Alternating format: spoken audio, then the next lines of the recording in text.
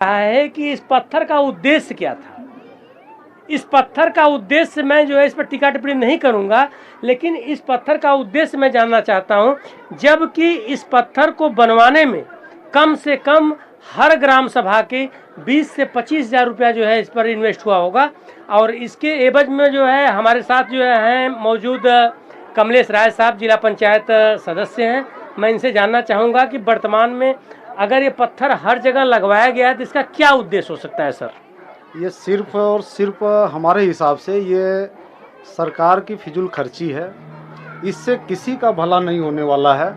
और ये अनुमानतः जो हम भी पता लगाए हैं कि कम से कम एक बोर्ड ये लगाने में कम से कम 25 से 30,000 रुपये खर्च आते हैं। और ये सिर्फ फिजूल खर्ची है। आप देख सकते हैं कि जितने भी निर्माण कार्य हुए हैं, कभी भी अगर कोई निर्माण कार्य होता है तो उसके एवज में ग्राम प्रधान, ब्लॉक स्तर, जिला स्तर से या विधायक मंत्री के स्तर से बोर्ड लगवाया जाता है।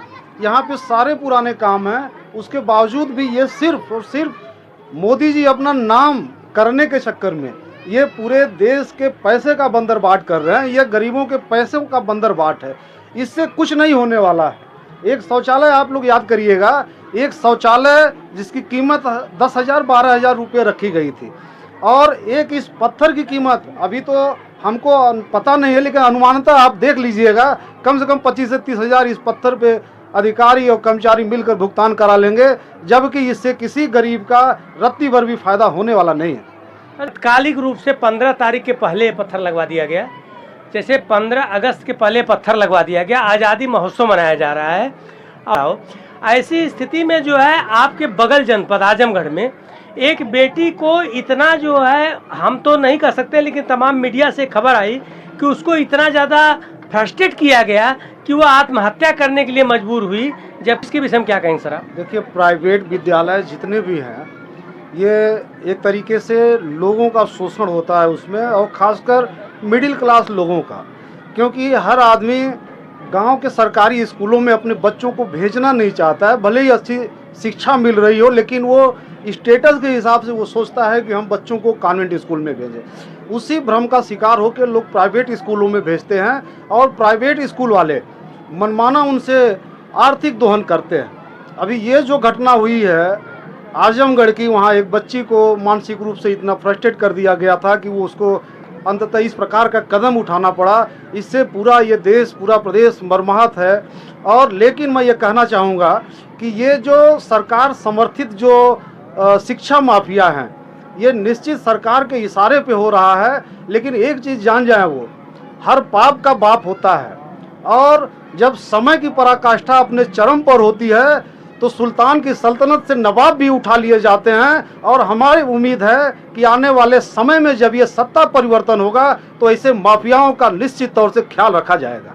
सर, इसमें तो हमें ये लगता है कि अगर जो जनता है, अगर जनता अपने ग्राम सभा के बढ़िया ग्राम प्रधान का चुनाव करे, विधायक का बढ़िया चुनाव करे, और जो हमारे क्षेत्र में जो भी सरकारी विद्यालय हैं उन सरकारी विद्यालयों की देखरेख अच्छे से ढंग से जनता करे, उनको अपना समझे, जो है उसमें सारी सुविधाएं उपलब्ध कराई जाए, तो इस तरह की घटनाएं निश्चित रूप से रुक सकती हैं। बिल्कुल रुक सकती है। दरअसल यहाँ फ्री में पढ़ाई हो सकती है। और यहाँ पे सबसे बड़ी चीज़ कि यहाँ पे अच्छे टीचर आते हैं जो आयोग द्वारा आते हैं, शिक्षित होते हैं, प्रशिक्षित होते हैं। और यही हाल प्राइवेट स्कूलों में देख लीजिए, वहाँ पे उतना वो वेल ग्रेजुएट नहीं होते हैं, और आके चूँकि उनको तनख्वाह भी उसी हिसाब से कम मिलती है, तो शायद मेहनत करते हो या ना करते हो। लेकिन हमारे हिसाब से सरकारी स्कूलों में सारी सुविधाएं दी जाए और थोड़ा सा लोगों को जागरूक कर दिया जाए।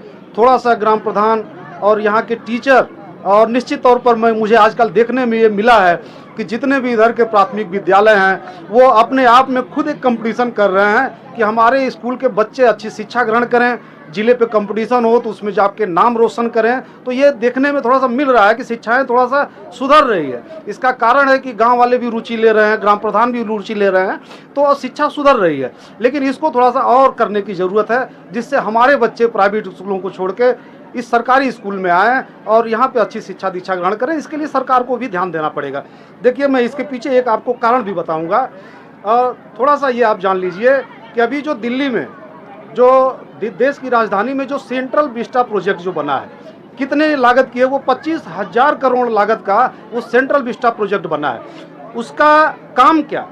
हमारी भी अभी जो सदन है, जो हमारी संसद चलती है सन 1927 में, अभी उसको बने हुए 100 साल भी नहीं हुए हैं। और हमारी अभी संसद आप जाके देखिएगा कभी, मैं तो जाता हूँ, देखता हूँ, तरस खाता हूँ अपने देश के राजनेताओं पर कि इतनी शानदार संसद जो विश्व के किसी कोने में नहीं मिलेगी, उसको छोड़कर नई संसद बनाने की क्या जरूरत थी? आप जो हमको ब्रिटेन जो हमारे देश को गुलाम बनाया था, आज अमेरिका की संसद देख लीजिए। अमेरिका की संसद जो उसकी कैपिटल बिल्डिंग है, जिसमें आज अमेरिकी संसद चलती है, सन 1800 में वो बिल्डिंग बनकर तैयार हुई थी। आज लगभग 225 साल हो गया और वो उसी पुरानी बिल्डिंग से अमेरिका पूरी दुनिया पे राज करता है। और ब्रिटेन जो हमें संवैधानिक मूल्यों को, जो कान पकड़कर हमें संविधान सिखाया, जो संवैधानिक मूल्यों को हमको सिखाया, जो हमको देश गुलाम बनाया, आज वो भी हमको लग रहा है कि 1876-78 में लगभग वो संसद बनी थी। आज वो भी लगभग मानकर चलिए कि 150 साल से जो हमें गुलाम बनाया था, वो 150 साल पुरानी बिल्डिंग से काम कर रहा है। अमेरिका जो इस विश्व में सबसे ताकतवर है, जो आर्थिक रूप से मजबूत है, और वो 200-225 साल से अपनी पुरानी बिल्डिंग से काम चला रहा है। हमारे देश के राजनेता, आखिर उनको कौन ऐसा राजनेता है जो हमारी जो 100 साल पुरानी संसद है उसमें नहीं वो काम करने के लिए तैयार है? तो आखिर ये जो 25,000 करोड़ रुपया इस देश का पैसा जो बर्बाद किया गया है उस बिल्डिंग को बनाने में, अगर उससे इस देश में भला किया जाता तो कम से कम पूरे देश में 25 एम्स बनते। 25 एम्स हॉस्पिटल, ये बहुत बड़ी चीज है। 25 एम्स हॉस्पिटल और सैकड़ों इस प्रकार के विद्यालय बनते अगर उसी पैसे से। मैं यहाँ की स्थिति नहीं जानता हूँ, लेकिन पूरे दावे के साथ कर सकता हूँ, जो मैं 30 साल पहले प्राइमरी स्कूल में पढ़ता था तो उस समय टाट बिछा के, टाट पे लोग बैठ के पढ़ते थे।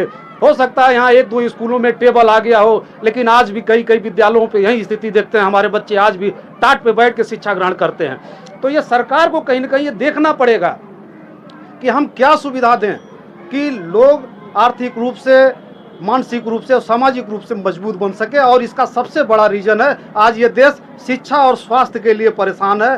तो ऐसी फिजूल खर्ची करने के बजाय अगर पूरे देश में अगर स्कूल और विद्यालय और अस्पताल पे ध्यान दिया जाए तो निश्चित तौर पर इस देश की स्थिति सुधर सकती है। इसका मतलब तभी जो है इस देश की बहन बेटियां बच सकती हैं, नहीं तो इसी तरह जो है अपराध बढ़ता रहेगा। ठीक है, धन्यवाद सर, आपसे बहुत